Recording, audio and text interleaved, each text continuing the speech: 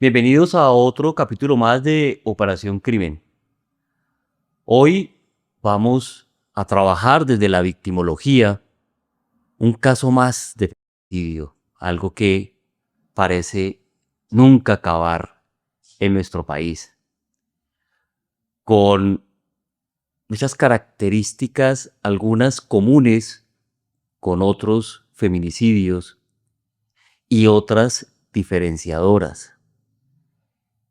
Por ejemplo, el victimario llegó más o menos 15 días después de que María Fernanda, que es la víctima en este caso, terminara la relación, a buscarla al sitio donde ella estaba.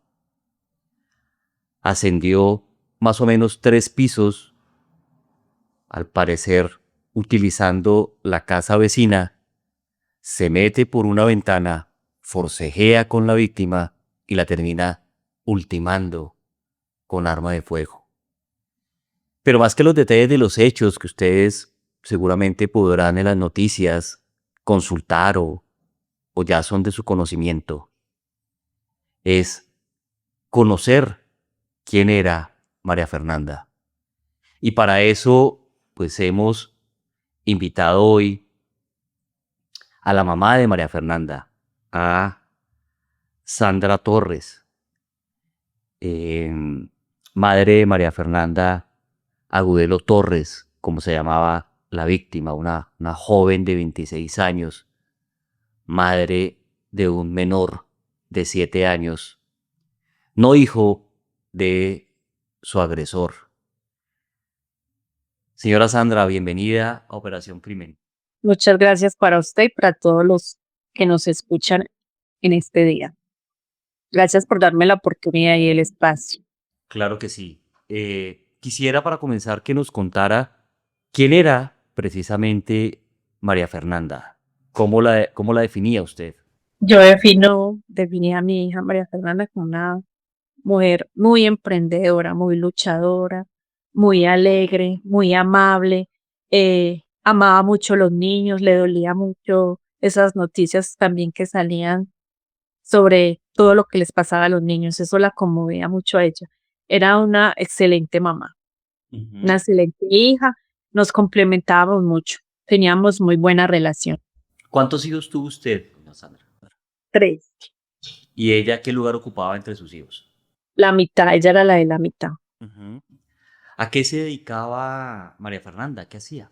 María Fernanda era comerciante, vendedora, la vendía zapatos, ropa, de todo lo que le encargaran, sábanas, tendidos. ¿Dónde nació María Fernanda? María Fernanda nació en Medellín, aquí en Medellín. ¿En qué fecha? Ella nació el 30 de junio de 1999.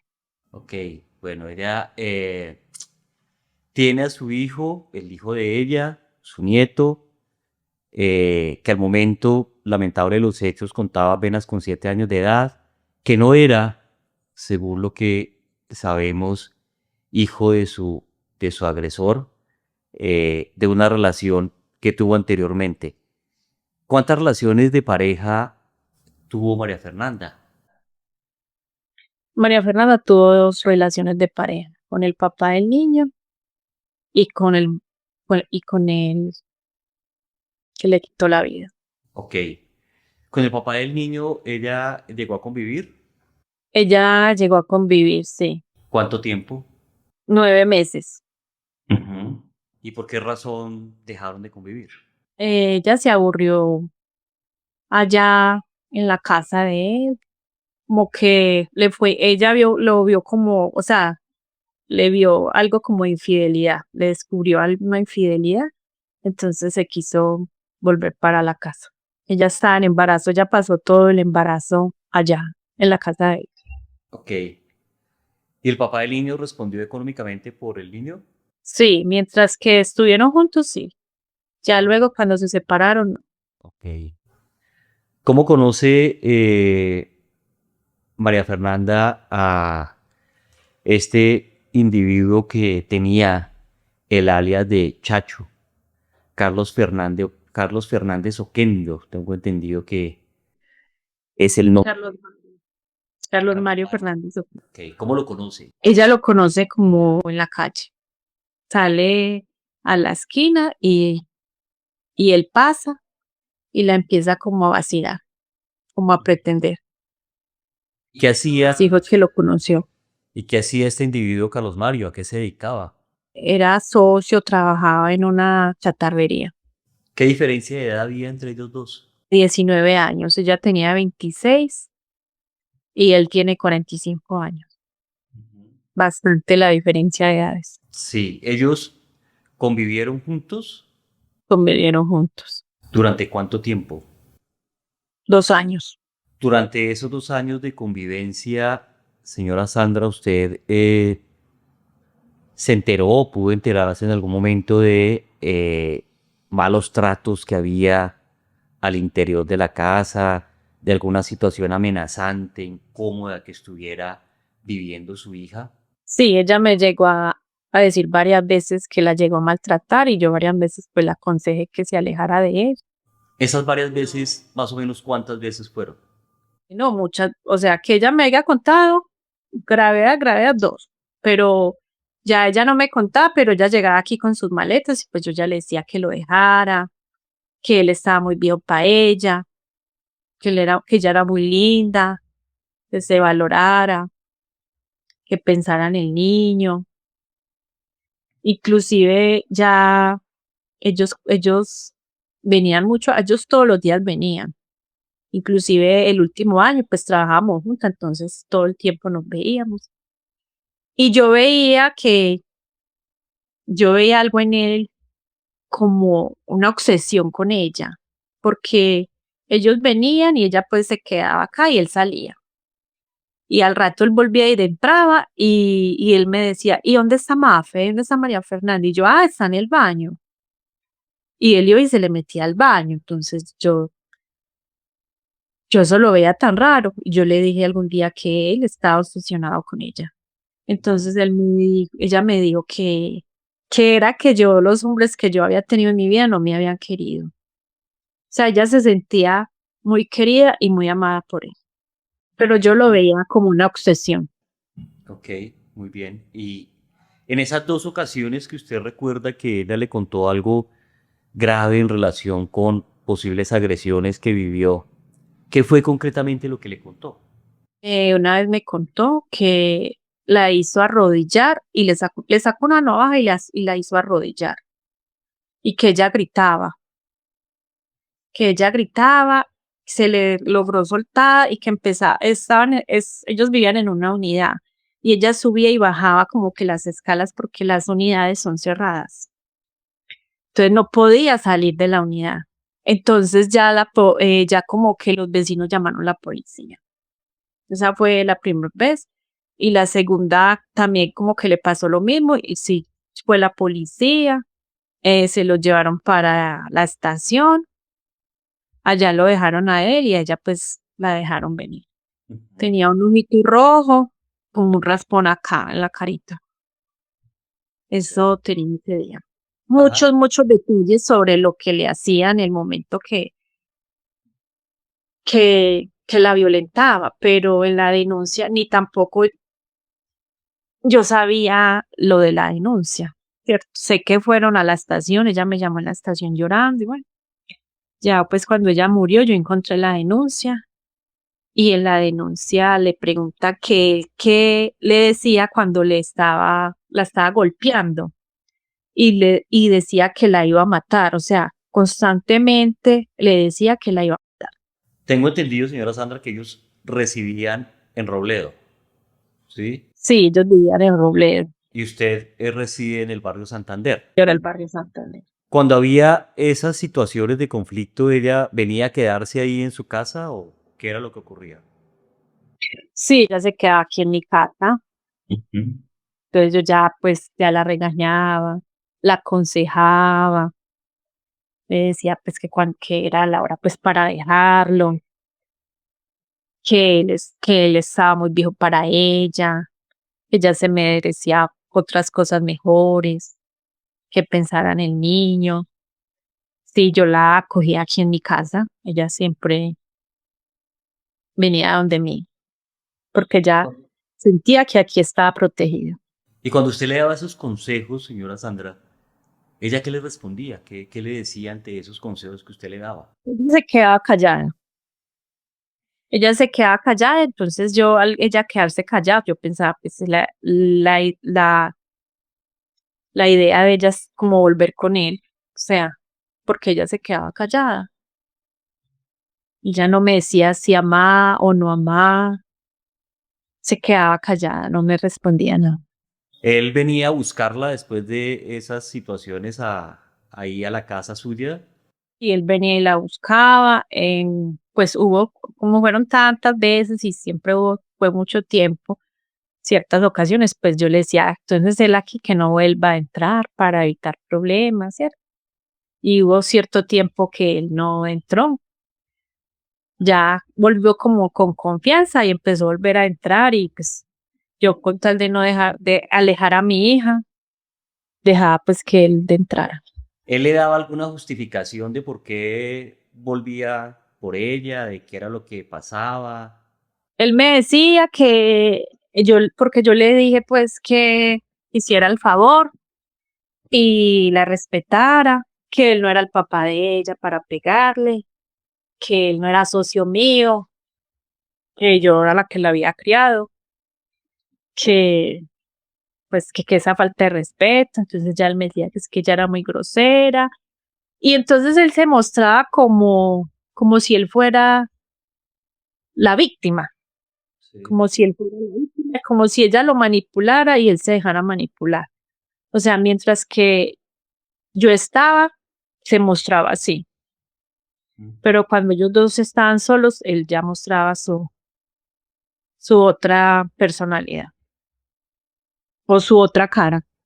Señora Sandra, ¿cuál cree usted que fue la gota que derramó el vaso para que precisamente María Fernanda ya hubiera tomado la decisión de dejarlo y se hubiera ido a vivir con usted y con el hijo de ella?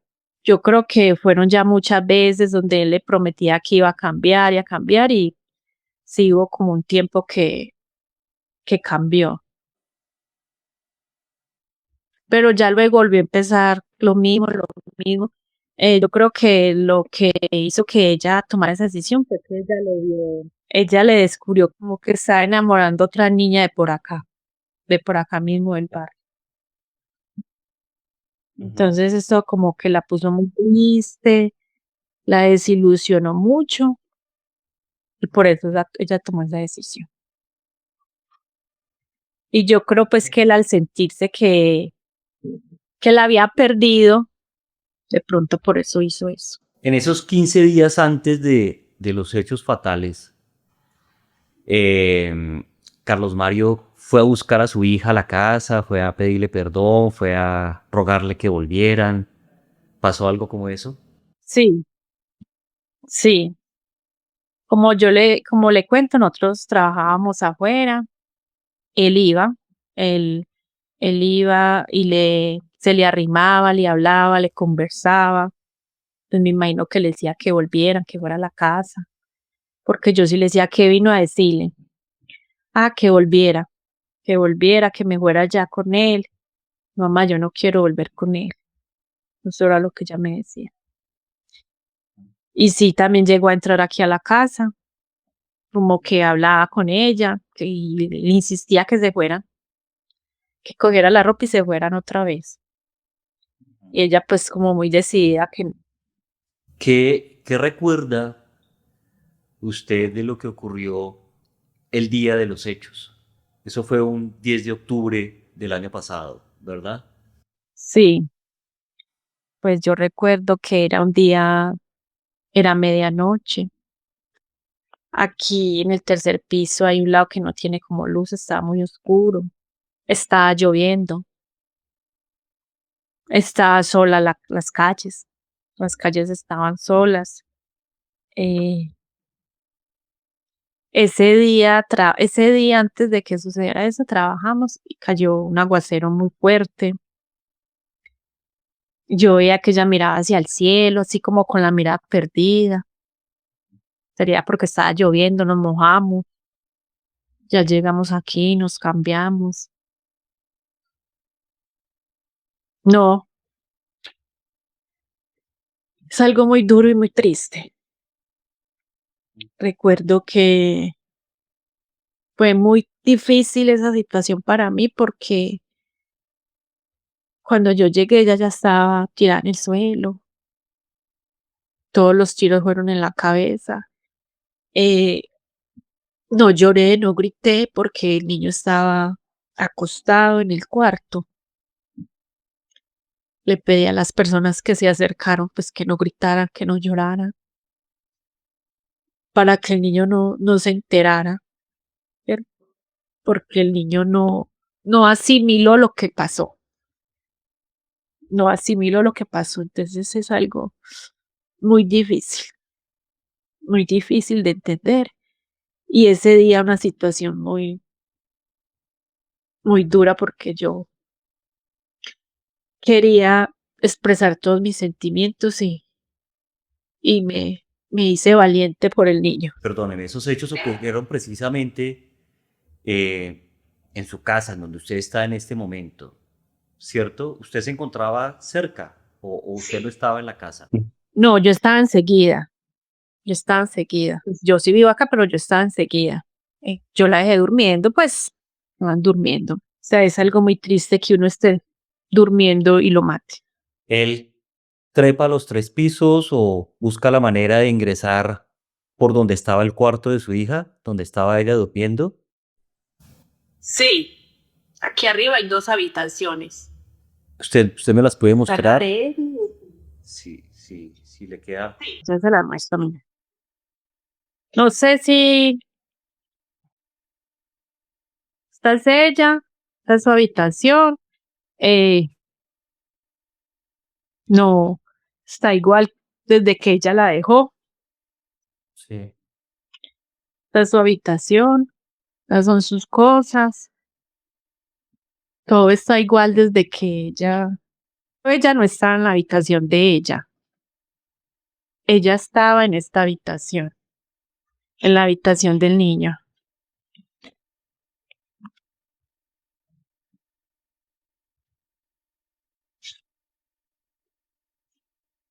Ella estaba aquí en esta habitación y él ya estaba aquí en esta habitación. ¿Por dónde ingresa Carlos Mario? Él ingresa por la ventana del segundo piso. Ya. Ya entra al segundo piso y sube estas escalas. No sé si las alcanza a ver. Sí, sí veo. Estas son las del tercer piso. Yo ya estoy aquí en el tercero.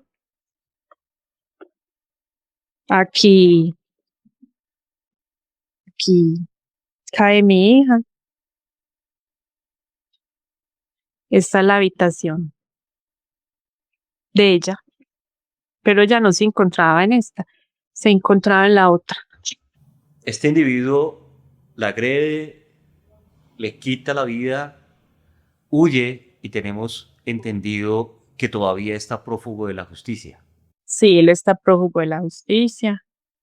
eh, no se ha sabido nada de él, absolutamente nada. No tenemos casi información de la vida de él, de la familia. Pues lo hemos publicado en el Facebook, en todas las redes sociales. eh, Nos hemos podido comunicar con otras exparejas de él. Hay una que vive en España, me parece, y contó que se había ido de huida de él, porque él era un hombre muy violento. ¿Qué más le dijo esa expareja o esas exparejas que ustedes lograron contactar? Que la familia le había ayudado y ella se había podido ir a España. También tuvo otra expareja, eh, porque la contactamos, tratamos de contactarla a ver si de pronto estaba allá, que ella le ayudaba mucho, como cuando estaba en la cárcel también, y ya el hermano de ella habló con nosotros, que ellos no sabían nada de él, que ellos se habían traído, porque ella es de Cúcuta, Ya. la habían traído de Medellín y la habían llevado a Cúcuta porque él era muy violento. Tengo entendido con esto que usted menciona, señora Sandra, que él tenía antecedentes penales. Y dentro de esos antecedentes, que son varios, hay unos por hurto, calificado y agravado, hay otros por fuga de presos y hay otros por violencia intrafamiliar. ¿Usted tenía conocimiento de esos antecedentes penales o alguna vez María Fernanda le contó que él traía esos antecedentes? Yo no sabía. ¿Cuándo se enteró? Pues me enteré cuando pasó lo de María Fernanda, que empezaron pues como a hablar y ya la gente a contar, no, es que sí, es que él es una muy mala persona, es que esto y que lo otro. Eh, Habíamos escuchado que se había volado de cárceles, pero o sea, no pensamos que de cárceles, sino de pronto de alguna estación, pues que es más fácil. Pero la semana pasada que me entrevistaron la W, Sí. la periodista dice que los antecedentes de él es que se jugó de la cárcel Pedregal, Ujú. que me imagino que es mucho más difícil uno. O sea, eso no lo sabíamos con claridad.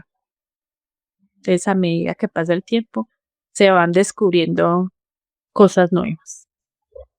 Bueno, yo sé que usted ha luchado precisamente para que haya justicia en el caso de su hija y dentro de eso, además de las publicaciones, de sus declaraciones en medios, también logró hacer una velatón.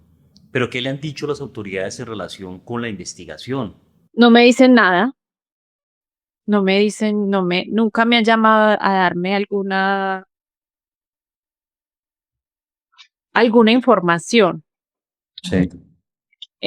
Más fácil somos nosotros los que le damos información a la policía. ¿Él es su nieto? Sí, él es mi nieto. Hola, ¿cómo estás? Hola. ¿Ese es el hijo de María Fernanda? Sí, ese es el hijo de María Fernanda. Ok, bueno, pues él también está constituido como víctima, ¿sí? Con todo esto que ocurrió. Eh, Tengo entendido que también ustedes recibieron algún apoyo psicosocial terapéutico por parte de la autoridad. ¿Sí, sí es cierto eso? El apoyo psicológico considero yo que es algo momentáneo, pero no es la solución al problema, porque la paz y la tranquilidad no están, no están ni momento. No hay paz ni tranquilidad. Entonces, para mí lo más importante, como le digo, o la solución no es esa. La solución del problema es poderlo capturar. Y fíjese con eso que usted me dice precisamente, yo analizaba hace un momento que el hecho de que usted tenga la habitación de María Fernanda tal cual como la dejó, pues es una forma en la que usted está asimilando el duelo, su ausencia. Eso resulta ser muy común en madres o padres que han perdido a sus hijos. Sí, la verdad no soy capaz como de mover nada, de siento que si los regalo o los boto, es como olvidarme de ella. Sí, así es. ¿Qué más ha hecho usted para lidiar con ese dolor, con la ausencia de su hija? Pues al principio es demasiado, demasiado duro. Pues yo creo mucho en Dios. Él ha sido mi fuerza, mi fortaleza. Mi hijo me ha apoyado mucho, me ha ayudado mucho.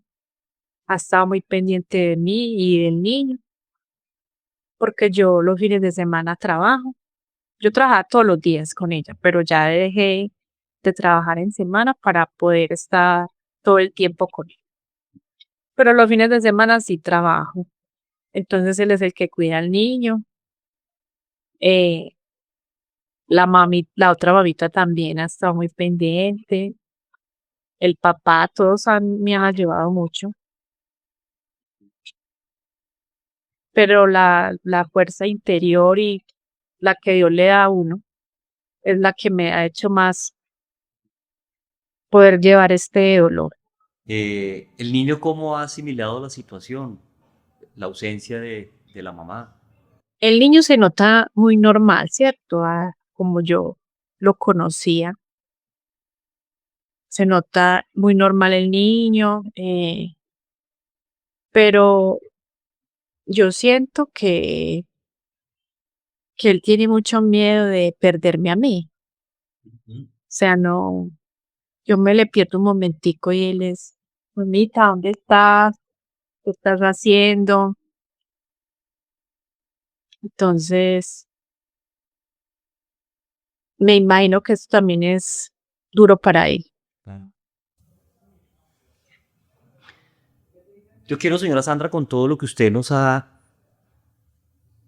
comentado hoy de esta situación tan fuerte que le ocurrió, de la pérdida de su hija tan joven y en estas circunstancias, retroalimentar un poco para quienes nos ve y nos escucha las lecciones aprendidas.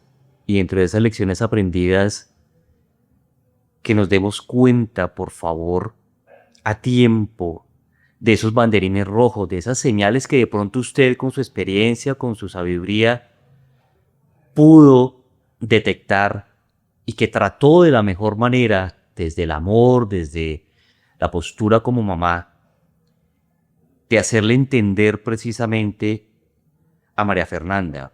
Y que ella no las hubiera tomado en cuenta en su momento, pues eso no significa que ella tenga la culpa de lo que le pasó. La culpa jamás será de la víctima. Yo seguiré insistiendo en eso precisamente porque conozco las dinámicas de las escaladas de violencia de pareja y dentro de esas la peor, que es la del femicidio. Y fíjense cómo lo que parece ser un ciclo resulta precisamente ser una escalada. Entonces el ciclo comienza con esas pequeñas agresiones, amenazas, cada vez incluso más fuertes, más severas. Usted no lo mencionó en lo que nos relató. Su hija le llegó a decir que él la amenazó de muerte varias veces. No se tomen eso como una broma. Eso no es una broma. El control, ese hecho, como usted muy bien nos lo relató, de ir a buscarla en el baño para verificar que sí estuviera en el baño o para constatar que de pronto no estuviera hablando con alguien más o haciendo alguna cosa que en su cabeza, en la cabeza del agresor, le preocupa de manera obsesiva porque sienten un temor real o imaginario al abandono. Sienten que son tan dignos de admiración que nadie los puede dejar.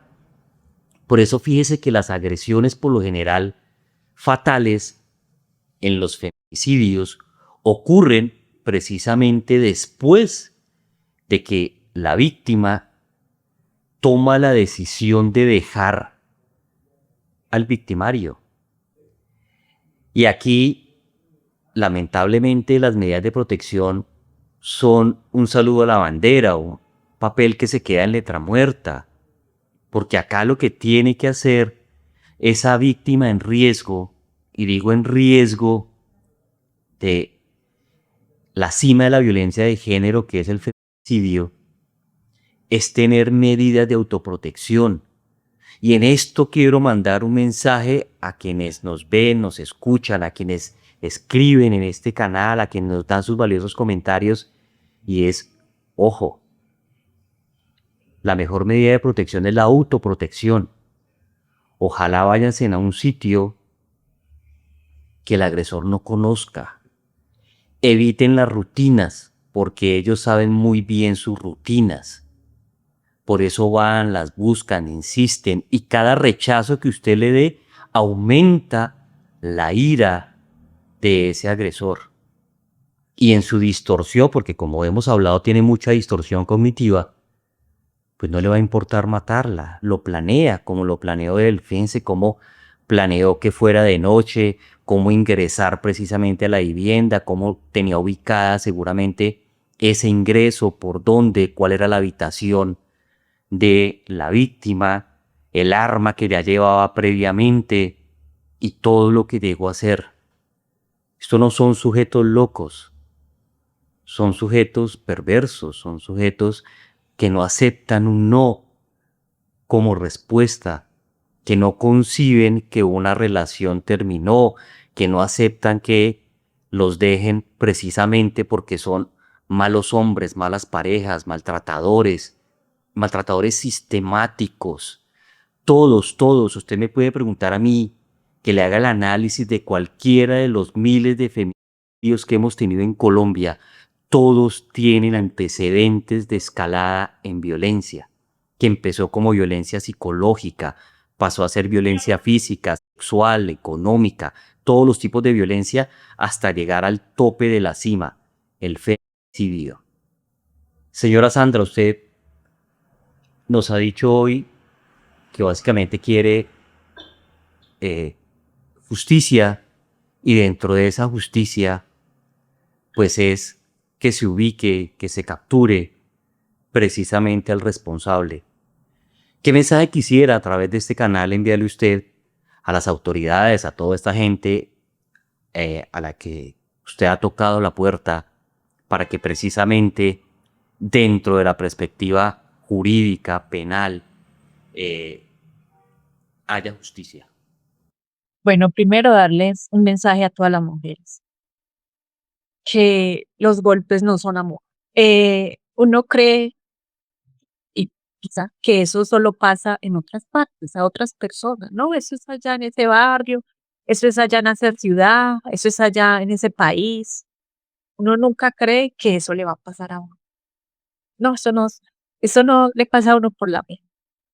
Pero cuando le toca a uno, de verdad, que se siente muy duro, muy triste. Entonces, el consejo que le doy a las mujeres es que los golpes no son amor, que busquen ayuda eh, de, de, de personas que la puedan ayudar, porque a veces se sienten eh, que no pueden dejar esa persona, que, que las puedan ayudar eh, psicológicamente, ¿cierto? Y a la justicia que se tome esto muy en serio, porque yo sé que son muchos y muchos los casos. A veces he pensado que es por falta de dinero, porque no soy una persona importante. Entonces no le ponen el interés que se merece y que debería el Estado dar captura, porque es una obligación, que no sea una noticia más, una estadística más, que no sea, como dice la canción, un periódico de ayer, una noticia que ya nadie quiere leer, que se pongan la mano en el corazón o que se den a la búsqueda, al interés por este caso y por todos los casos, porque yo sé que son muchos. Yo sé que son muchos y hasta el momento a la justicia no le veo ese interés. Sí, ellos vienen como representantes del Estado y te prometen cosas, pero no le ponen el interés que se merece. Porque yo sé que si yo tuviera dinero o ella fuera hija de alguien importante, ya hubiera habido captura. De seguro que sí. Señora Sandra, mil gracias por el mensaje que nos ha transmitido y en su solicitud esperamos que más temprano que tarde las autoridades hagan lo que tienen que hacer desde la investigación, desde todo el esfuerzo de búsqueda precisamente para lograr la captura de este sujeto y que sea sometido a la justicia. Muchas gracias por haber conversado conmigo. Muchas gracias a ustedes y a todos los oyentes, ¿cierto? Porque estos oyentes, para todos los oyentes. Directamente de Operación Crimen.